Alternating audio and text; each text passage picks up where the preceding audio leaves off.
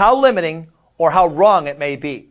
This is why we've all been taught not to discuss sex, politics, or religion in mixed company. The very issues we should be discussing are off limits because middle-class thinkers are easily offended by anyone who opposes their beliefs. Beliefs are how people make sense of the world. A person's beliefs connect the dots to the pieces of the puzzle they don't understand. When you present a contrary belief, you scramble their dots, and as a result, the world no longer makes sense to them. This terrifies the average person, and they will attack you out of fear. Keep in mind that the middle-class thinker operates out of a fear and scarcity-based consciousness. This is the ugly truth of the middle-class belief system, but it's important to know so you realize what you're up against. Building world-class beliefs is an uphill battle because only 5% of the population will be able to relate. The good news is it's worth it. Thanks for joining us. I'm your mental toughness coach, Steve Siebold. Stay tough.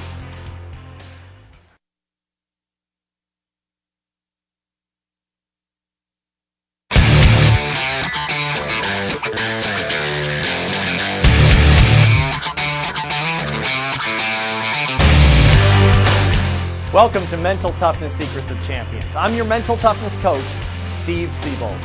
Today we're going to talk about how you can use nonlinear thinking to solve seemingly complex problems in your life.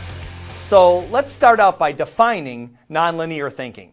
Linear thinking is A, B, C, D. Nonlinear thinking is A, M, Z, R, Q. Linear thinking is the obvious answer to a problem. Nonlinear thinking is the unobvious answer.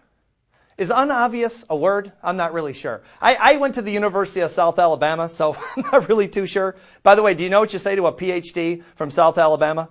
Just leave the pizza by the door. It'll be fine right there. So anyway, nonlinear thinking is a great tool for solving problems that don't appear to have a linear solution.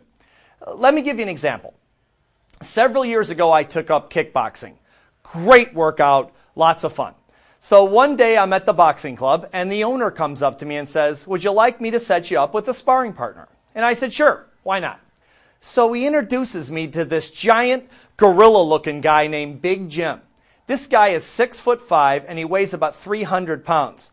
The owner says, "Steve, not only is Big Jim the 3-time arm wrestling champion of the world, but he was Muhammad Ali's bodyguard back in the 70s.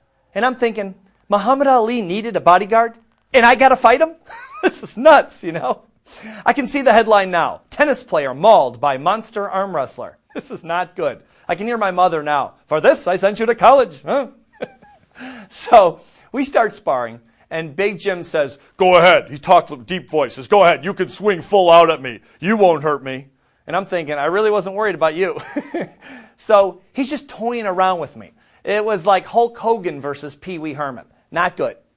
He was starting to get irritated with my lame punches and kicks, and he finally says, "Pretend I've attacked you on the street, and you have to decide what to do. It has to be your best move to save your life. You've got 3 seconds, or I'm knocking you out." I was like, what? So I didn't know what to do. So I went to my knees, and I went, "Ayah!"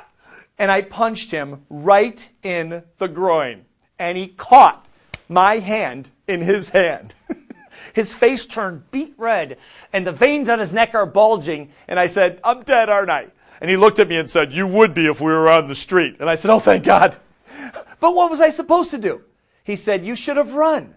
I have at least 100 pounds on you. I've been a professional fighter for 30 years. You started a fight you couldn't win. The smartest move was to run. But you were thinking of a linear answer. The nonlinear answer to fighting a war you can't win is not to fight." And I thought, he's exactly right.